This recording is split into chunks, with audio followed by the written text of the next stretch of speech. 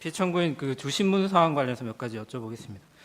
초급 간부 처우 개선 예산안 이 부분은 지난 2월 6일 날 경제수석께서 나온 증인신문에서 사실 다 확인된 내용인데 어떤 내용이냐면 정부에서 아예 예산안, 그러니까 야당이 감액했다고 하는 주장하는 예산안 자체를 편성 조치하지 않고 국회에 제출했다라고 확인된 부분인데요. 확인차 다시 질문을 하셨기 때문에 확인차 다시 여쭤보겠습니다. 그 정부가 국회에 제출한 2025년 예산안에 초급 간부 처우 개선 예산안 중에 단기복무 장려수당 부사관 부분인데요. 이 부분이 전년 대비 131억 원 감액돼서 편성 제출됐고 간부훈련 급식비 총액이 전년 대비 9억 원 감액돼서 편성돼서 국회로 제출됐는데 알고 계신가요?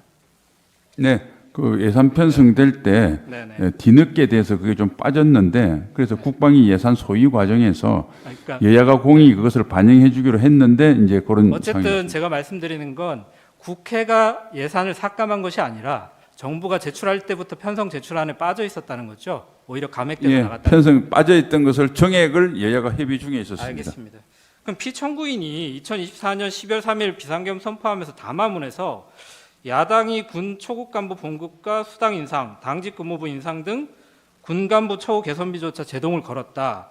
이러한 예산 폭거는 한마디로 대한민국 국가재정을 농락하는 것이다. 라고 하면서 비상계엄을 선포하셨는데요.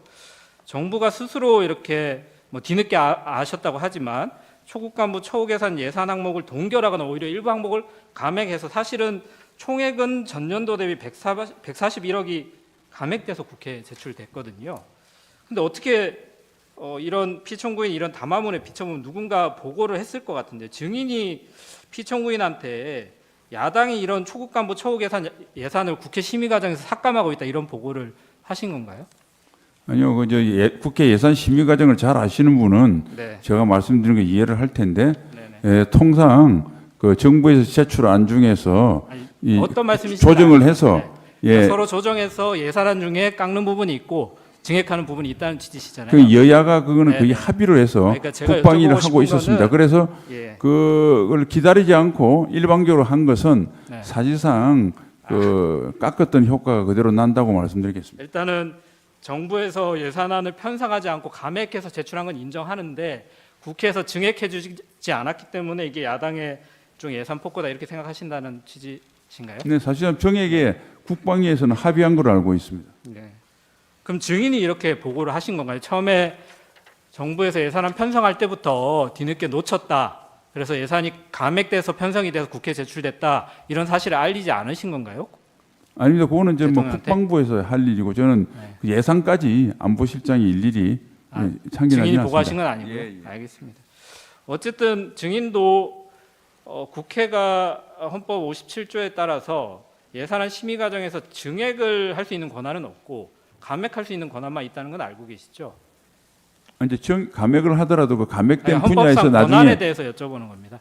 예결위에서 조정이 가능하다고 봅니다. 그러니까 국회가 감액 권한이 있고 정부가 동의하지 않으면 국회가 임의로 증액을 할 수는 없잖아요. 그건 맞습니다. 알겠습니다. 그리고 아까 친중 정치인 그러니까 중국 회사의 투자 이런 부분이 주신문 사항에 나와가지고 사실 여쭤보는 건데요. 이게 대통령 탄핵 사건에서 이런 내용을 공개적으로 언급하는 것 자체가 외교나 안보에 좀 적절하지 않다 이런 생각이 들고 그래서 증인도 몇 가지 부분에서 답변을 피하셨던 것 같은데요.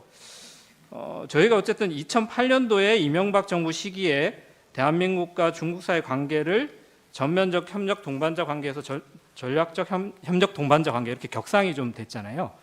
그리고 이런 한중 관계 협력이 심화되면서 박근혜 전 대통령도 2015년 9월 달에 역대 대통령 중에 처음으로 중국 베이징 천안문에서 열리는 항일 전쟁 반파시스트 전쟁 승리 70주년 기념 열병식에 참석하기도 했었죠. 기억하시죠? 네, 네. 기억합니다.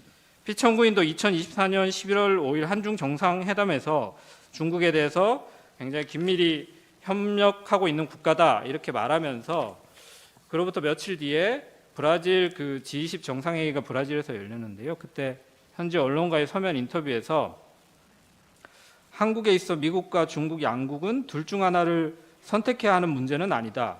미중 관계가 국제사회 평화와 변형에 기여하는 방향으로 발전해 나가기를 기대하며 그 과정에서 한국은 미중 양국과 긴밀히 협력해 나가겠다 이렇게 말씀을 하시면서 국제사회에서 협력과 경쟁은 병존할 수밖에 없다 이렇게 말씀하셨는데 알고 있죠. 네. 그러니까 결국은 미중 간의 이런 전략적 경쟁이 심화되는 상황이지만 대한민국 입장에서는 한미 동맹을 외교의 그 중요한 기본축으로 하더라도 중국과 어떤 전략적인 협력 관계를 가져갈 수밖에 없는 상황이잖아요. 예, 뭐 대통령께서는 늘 그런 기조로 국정을 외교 정책으로 운영하셨습니다. 단지 변호인이 질문한 것은 하이브리드전 위협을 경각심을 가져라는 측면에서 질문한 것으로 알고 있습니다. 여러 가지 질문을 하셨는데요. 그러니까 중국이 친중 정치인에게 정치 자금을 제공하는 문제라든가 이런 부분도 지적을 하셨길래 관련해서 하나를 여쭤보면 정치자금법에 이제 외국인이나 국내 법인 단체가 정치자금 기부할 수 없다 이렇게 규정되어 있는 것도 아시죠? 알고 있습니다. 네, 중국이 대한민국 국회의원 등 정치인들에게 불법 정치자금을 제공해서 수사가 이루어지거나 한 사실도 있는 건 아니잖아요. 제가 뭐 그 부분에 알고 있지 못합니다. 그러니까 알고 있지 못하신 거죠, 안보실장으로서. 네. 네. 그 간첩죄 관련해서 좀 몇 가지 여쭤보려고 하는데요. 피청구인이 이제 비상계엄 선포 후에 12월 12일 담화문에서 현행 법률로는 외국인의 간첩 행위를 간첩죄로 처벌할 길이 없습니다. 이러한 상황을 막기 위해서 형법에 간첩죄 조항을 수정하려 했지만 거대 야당이 완강히 가로막고 있습니다. 그래서 이를 거대 야당의 반국가적 폐악, 야당을 반국가 세력 이렇게 지칭한 사실은 알고 계신가요? 네, 담화문 내용은 네, 알고 있습니다. 계시죠? 근데 형법 제98조의 간첩죄 적용 범위를 적국에서 외국 그리고 외국인 단체 등을 확대하는 개정 법률안을 여당뿐 아니라 야당 의원들도 발의한 사실 알고 계신가요? 네, 최초에 그렇게 발의한 걸 알고 있습니다. 여러분이 좀 발의를 하셨는데요. 간첩죄 개정이 일단은 없더라도 현행 군사기밀보호법에서 군사기밀 탐지 수집한 자는 10년 이하의 징역, 누설은 1년 이상의 유기징역, 그리고 외국 또는 외국인을 위해서 이런 죄를 저지른 사람한테는 2분의 1까지 가중처벌하도록 규정되어 있는 건 아시죠? 네. 네. 산업기밀을 외국에 유출한 경우에도 산업기술의 유출 방지 및 보호에 관한 법률에 따라서 처벌이 가능한 것도 아시죠? 네. 다만 이제 간첩죄가 형량이 좀 낮다. 그리고 뭐 이런 부분 때문에 2024년 11월 13일 법사위 소위원회에서 여야가 간첩죄 관련 형법 개정안 15건을 각 발의했는데 그 발의된 법안들에 대해서 간첩죄 적용 범위를 외국으로 확대하는 거에는 이견이 없지만 국가기밀이나 군사기밀 개념 등 세부 내용이 좀 조정이 필요하다. 그래서 15개 법안을 하나의 법안으로 통합해서 대안으로 이렇게 만들자고 합의됐던 것도 혹시 아시나요? 뭐 법사위에서 그런 논의가 있었던 걸로 들었습니다. 예. 그래서 법사위 전체 회의에서 공청회를 열어서 이렇게 이제 좀 15개 법안을 합쳐 나가자 이렇게 논의가 11월에 되고 있는 상황이었는데요. 비상계엄으로 좀 후속 절차가 진행되지 못한 것도 혹시 아시나요? 뭐 그 관계까지는 모르고 있는데 네. 어쨌든 네. 이러한 것들이 빨리 법적인 제도가 보완됐으면 네, 알겠습니다. 좋겠습니다. 그래서 그런 이제 어쨌든 빨리 하자는 말씀엔 뭐 동의를 다들 하실 것 같은데 11월까지 법사위에서 여야 간에 합의가 돼서 이렇게 간첩죄를 공청회를 통해서 하나의 법안으로 합쳐서 개정하자라고 하는 부분이 합의가 된 상황이었는데 이런 국회 논의 경과를 봤을 때 형법상의 간첩죄 외국인의 간첩 행위를 포함시키는 개정을 뭐 거대 야당이 완강히 가로막고 있다. 이게 야당의 폭거다. 이렇게 보는 건 좀 사실이 아니라고 볼 수 있죠. 뭐 거기에 대해서는 제가 정확하게 알지 못하기 때문에 아니 뭐 평가하지 말씀드렸던 않겠습니다. 법사위 논의 과정에 대해서는 들어서 알고 계시다고 하니까 여쭤본 겁니다. 그러면 증인이 이런 국회 논의 경과를 피청구인한테 보고한 사실이 있으신가요? 간첩죄 뭐 조항에 대해서 여야가 좀 합의가 돼 있는 상태다. 그래서 공청회를 그거는 열려고 뭐 한다. 구체적으로 보고드린 사항이 없습니다. 그러면 피청구인은 누구한테 이런 정보를 받아서 야당이 간첩죄 조항 개정을 반대하는 반국가 행위하고 있다. 이렇게 인식을 한 상태에서 담화를 하시고 비상계엄 선포도 하셨을까요? 누가 이런 내용을 보고하시나요? 그건 뭐 제 개인적인 주관적인 평가를 말씀드리지 않겠습니다. 아니요, 그런 게 아니고 누가 이런 내용을 여야 간에 진행되는 상황을 보고하시는지 여쭤보는 거예요. 대통령실에 대해서. 일반 보도도 좀 많이 됐고 네. 만일 그 법에 관련되기 때문에 했으면 법률 담당하는 뭐 민정수석이나 법률비서관 또는 네. 또는 간첩죄에 해당되니까 국정원 뭐 이런 쪽에서 보고했지 않겠는가 뭐 생각을 합니다. 업무 소관상. 알겠습니다. 네, 제가 몇 가지 여쭤보겠습니다. 아까 국회에서 계엄 해제되고 난 뒤에 인성환 2차장 연락 받고 그 결심 지원실에 있는 대통령 모시러 가셨다 그랬잖아요.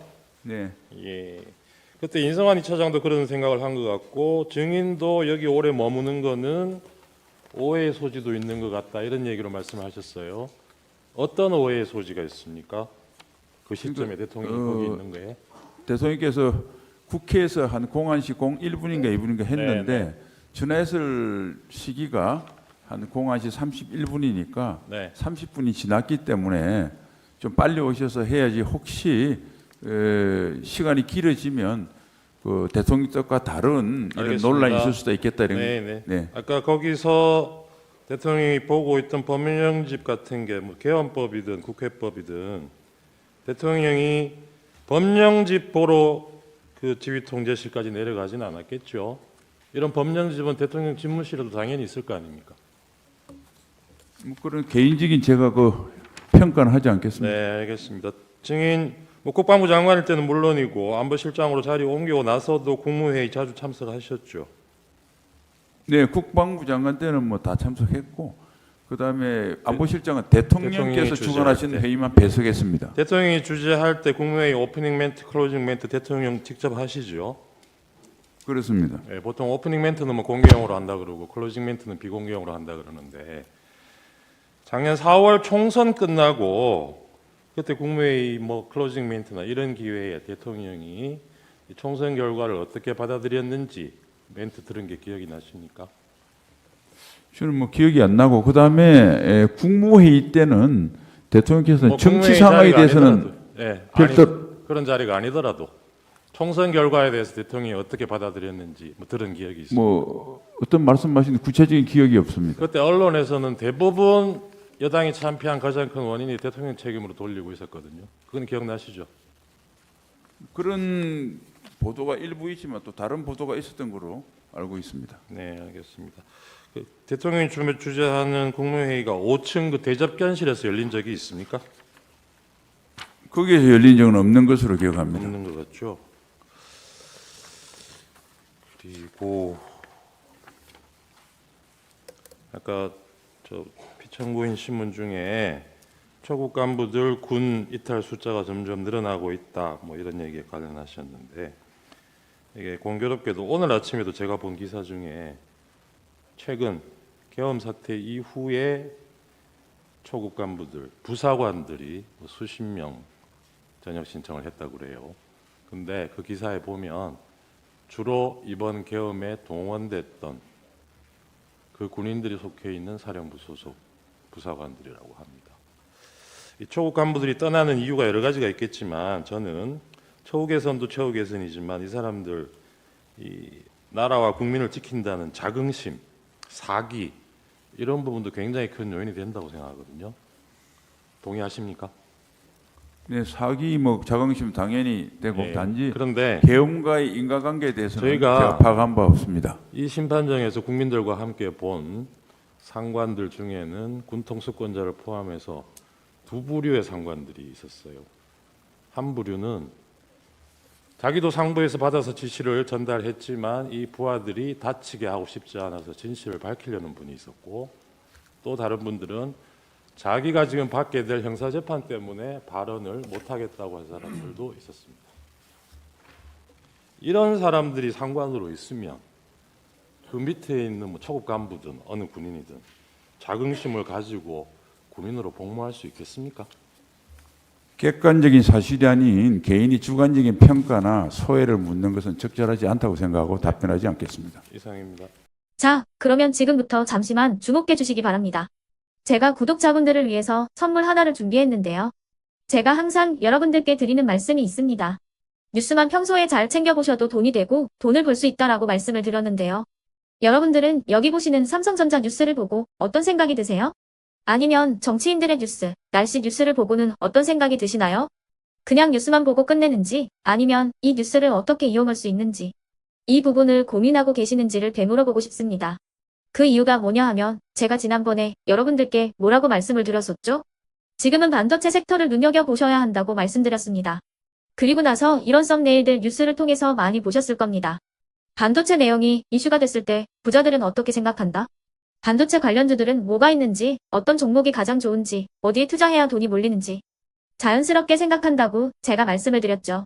그 이유가 뭐냐 하면 부자들이 봤을 때는 이슈가 곧 돈으로 이어지고 그 이슈가 나에게 돈을 벌어준다는 경험적 확신이 있기 때문에 부자들은 항상 이런 사회적 이슈를 관심 있게 챙겨본다고 제가 말씀을 드렸습니다. 이번에도 마찬가지인데요. 제가 지난번에 시청자분들과 함께하는 주식으로 수익 내기 이벤트를 진행했었죠. 당연히 100% 무료로 진행을 했었고요. 여기 보시면 아시겠지만 제가 지난번에도 구독이라고 보내주신 모든 시청자분들께 반도체 관련주 중에 가장 크게 급등할 딱 한 종목, 많은 종목도 아니라 한미반도체 한 종목을 여러분들께 추천드렸어요. 그러면서 여기 나와 있는 대로 정확히 얼마에 매수해야 하는지, 그리고 수익률이 어느 정도 나왔을 때 팔아야 하는지를 이런 부분들까지 여러분들에게 정확히 알려드렸었는데 지금 실제로 어떻게 되었다? 오른쪽을 보시면 아시겠지만 제가 지난번 문자 발송으로 이 한미 반도체를 소개해드리고 나서 실제로 이렇게 5배 이상 어마무시한 상승이 나왔습니다. 100만 원만 투자를 했어도 무려 500만 원이 넘는 수익금이 생긴 거죠. 그래서 당시에도 굉장히 많은 분들이 제가 드린 이 한미 반도체로 수익을 내실 수가 있으셨을 텐데요. 다시 한번 축하드린다고 말씀을 드리겠고 이번에도 마찬가지입니다. 앞으로도 2024년, 2025년 계속해서 기대해볼 섹터는 AI입니다. 그 중에서도 AI 반도체는 그 누구도 부정할 수 없는 미래성장 산업입니다. 그러면 우리가 어떻게 생각해 볼 수 있을까요? AI 반도체 종목 중에 앞으로 크게 대장 역할을 하면서 10배 이상 급등할 수 있는 템베고 종목을 지금부터 열심히 추적해야 한다는 겁니다. 큰 돈을 투자하지 않더라도 월급의 일부분 아주 소액이라도 이 종목을 모아가야 수백 %의 수익률을 손에 쥘 수 있는 것이죠. 지금 여러분이 보고 계시는 이 유튜브 또한 AI 반도체와 아주 밀접한 연관이 있고 반도체야말로 대한민국의 핵심 산업으로 앞으로 더더욱 시장은 성장할 수밖에 없습니다. 그렇기 때문에 제가 이번에도 뭘 보내드리고 있냐면 지난번과 똑같이 구독이라는 문자를 보내주시면 제가 AI 반도체 관련주 중에 앞으로 대장주 역할을 하면서 주가가 가장 크게 급등할 한 종목을 여러분들께 문자 발송으로 종목명과 사고 파는 시점을 모두 알려드릴 건데요. 그 문자를 받고 여러분들이 주식으로 돈 버는 연습을 한번 해보셨으면 좋겠고요. 혹시라도 나는 주식을 하지 않는다 하시는 분들은 주변에 주식하시는 지인분들에게 말씀을 해주셔도 되고요. 아니면 연세가 있으셔서 투자가 어렵다 하시는 분들은 이 종목을 자녀분들에게 한번 사봐라. 이걸로 한번 수익을 내봐라. 이렇게 조언을 해주실 수도 있는 거겠죠.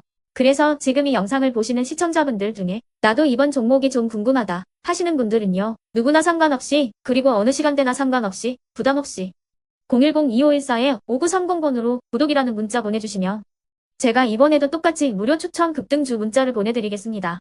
이해되시겠죠?